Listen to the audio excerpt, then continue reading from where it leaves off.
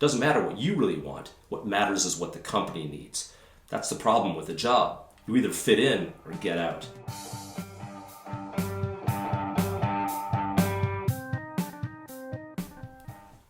Hi, I'm Professor Steve Gedeon from one of the world's largest entrepreneurship programs at the Ted Rogers School of Management at Ryerson University in Toronto, Canada.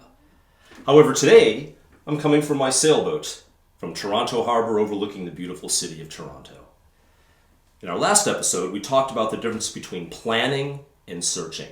Planning is kind of like farming in that if you want tomatoes, plant tomato plants. Give it plenty of sunlight and water and things like that, and you know with certainty that if you control the environment, you will get tomato plants and you'll be able to eat. And you can plan around that with some degree of certainty.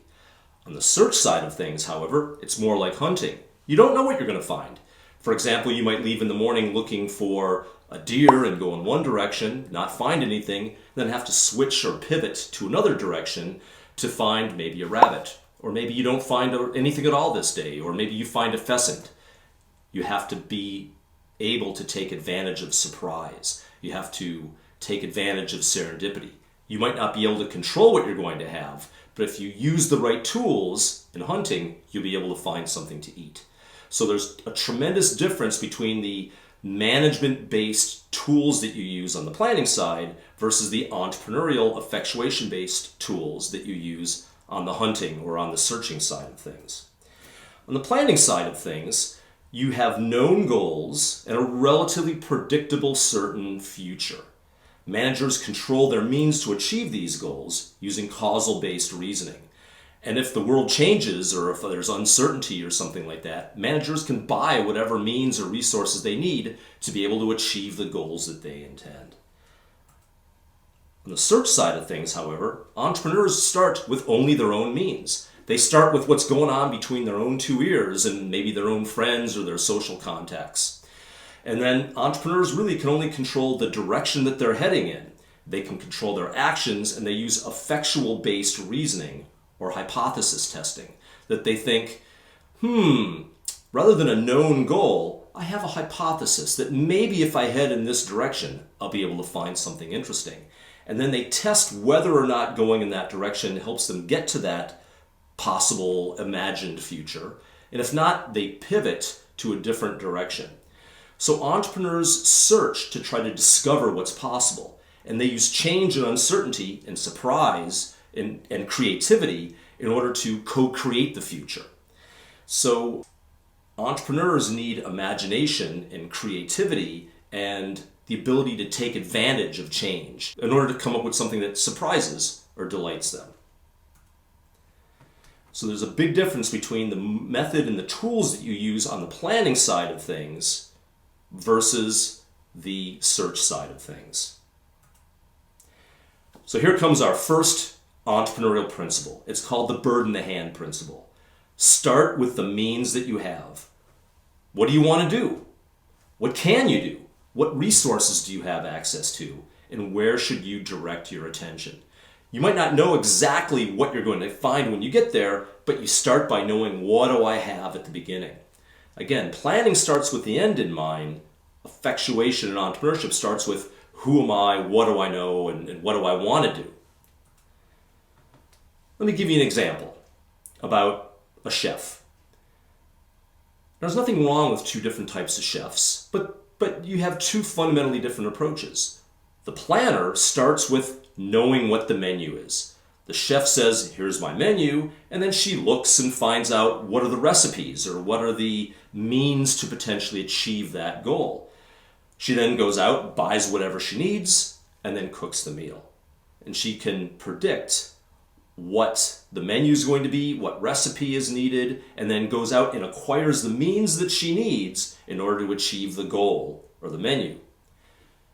On the search side of things, the entrepreneurial chef says, what's in the larder this morning? What's available? What's fresh? What am I interested in? And then says, what do I feel like making today? And then based on what's available, maybe fills in a couple of other things that he or she can find, and then decides at the end of the day what the menu is going to be, or maybe not the end of the day, but at the end of this process, figures out here's what my menu is going to be based on whatever I happen to have in the larder. So the bird in the hand principle has three major aspects. First, who am I? What is my character? Second one is, what do I know? What's my human capital? The third one is, whom do I know? Or what is my social capital? Looking in a bit more detail at each of these, on the character side of things, what are you interested in? What are your values? Do you have integrity and a willingness to work hard and make and keep commitments? Are you easy to work with? Or are you hard to work with and you know you don't get along well with people? Are you optimistic? Do you have benevolence? Are you competent, trustworthy? Are you conscientious? Or are you kind of sloppy and you really don't make and keep commitments very well? You say you'll do something, but you don't really follow through on your commitments very well. Your character drives what you end up doing. And regardless of whether you're starting up a new business and you're breathing life into this new baby that you're creating, and the character that you have inside you is imbued into the character of your new company, or maybe it's your new side hustle or it's your own self-employment, but it's your personal character that you breathe into the life of this new adventure that you're undertaking. On the human capital side of things, we talked about the head, the heart, and the hand. What knowledge do you have? What's your domain expertise? What business acumen do you have? Do you know good entrepreneurship tools and principles? What skills do you have? Do you actually have the capability of being able to achieve the thing that you're interested in? Or do you need to learn something new? Do you have the right attitude? These are all very important characteristics of deciding what direction to go in and whether you're going to be capable of being successful when you choose that direction. Finally, on the social capital side of things, whom do you know? What network and organizations are you a member of? What kind of relationships do you have with specific individuals? What volunteer positions do you have? You have to dig the well before you get thirsty. You have to invest in your social capital and your relationship capital before you can ask people for a job or for help or for access to resources and things like that. We know it's not what you know, it's who you know. Well, you can complain about that and stamp your foot at reality and say it should be different, it shouldn't matter who I know. But we all know that it's true. It's not what you know, it's who you know. In fact, over 80% of jobs are actually never advertised, that they're only available through the so-called hidden job market, where people hire people that they're interested in and that they know ahead of time. So this really helps underline the difference between a job and a career. This bird in the hand principle really helps us understand the difference between having a job and a career. That a job is created by the company to meet their needs, to meet their interests, to meet their values, and to meet their mission statement. And if you don't fit into the company's culture, get out. You have to adapt to be like the culture that the company needs. A career, on the other hand, is designed by you. It's not designed by the company. It's designed by you. You decide what your passions are, what your purpose in life is, what gives you meaning in your life, and you design a career that you're interested in that suits your character and your interests. Similarly, in a job, the company sets the knowledge, skills, and attitudes that they want. You might have some of them. You probably don't have all of them. But you probably have lots of other skills and knowledge and talent that they don't need, which means you often don't get paid as much as you think you're worth because you know what you are capable of, but the company doesn't necessarily need all of those aspects of who you are. And the company will pay to train you for the job that they need, but they won't necessarily train you for what you want to learn or for what you might need in your next job. So you're kind of beholden to the company, and you're trained and you're paid and compensated for what you know and what they want you to know, not what you care about. A career, on the other hand, is designed around what are your knowledge and skills and attitudes. What do you want to do? What do you want to learn? How do you want to grow? And how do you want to take advantage of the means at your disposal? Trouble is, though, you have to learn outside of your current job for what your next job might be. And this is an important aspect of a career versus a job. In a job, your employer pays you or trains you for what the employer needs. In a career, you often have to find those knowledge, skills, and attitudes outside of your current job to position you more broadly in the overall market, but also you get those skills that you need outside of your current job that will get you your next job or your next thing that you're interested in. Over 75% of all grads end up working outside of their majors. So it's important to know that you can change, that you're not stuck being an accountant just because you have a degree in accounting, for example.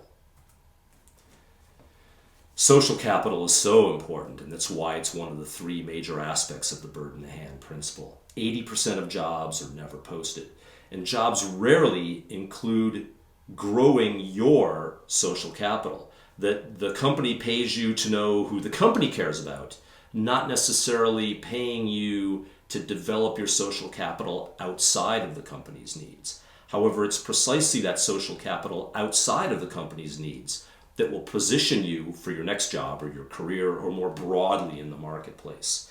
So you can do this through outside organizations, you can do this through events or volunteer positions, a side hustle, or social entrepreneurship and change making. There's a lot of ways to develop your social capital outside of whatever your current job happens to be. Finding a job simply is not very empowering. The jobs aren't created for you. It's also kind of a dysfunctional process with a very low probability of success. There's less than a 1 in 20 chance that you'll get any particular job that you apply for, and when you don't get it, it's kind of humiliating and demeaning and demoralizing.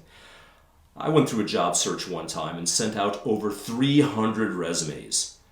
Didn't receive a single reply. I have a PhD from MIT and I sent out over 300 applications and didn't get any replies. It was demoralizing, it was demeaning, it was humiliating, but I wasn't taking advantage of my social capital.